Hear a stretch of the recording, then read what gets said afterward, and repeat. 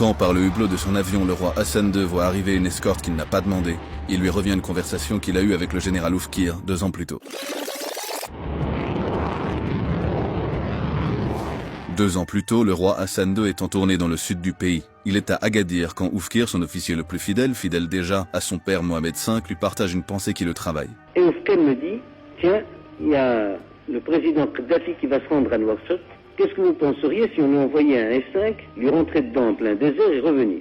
À ceci, le roi étonné étend à son officier toutes les raisons pour lesquelles ce genre de manœuvre est impensable, de la plate morale, C'est pas pensable. au scandale international inévitable qui en résulterait, Dis-toi bien qu'il y aura une enquête, on retrouvera des traces de balles, de roquettes, les F-5, il n'y en a pas dans la région, il n'y a que le Maroc qui dispose de F-5. au divorce que cela représenterait par rapport à l'attitude diplomatique marocaine. Piraterie en plein ciel contre un chef d'État. Je dis Oufkir, je t'interdis formellement cette histoire. Et Oufkir en reste là.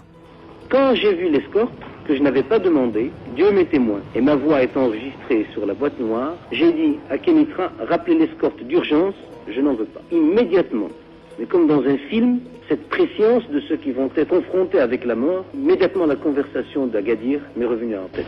16 août 1972, le jour du retour du roi est arrivé, sur ordre express du lieutenant-colonel Amekran, commandant adjoint de l'armée de l'air et ancien pilote qui veut escorter le roi lui-même. On prépare 3 avions de plus que d'habitude. Le commandant de la base, Kouera, en pilotera un autre. À sa demande, contrairement à l'escadron de départ du commandant Achad, ces 3 avions de plus sont armés.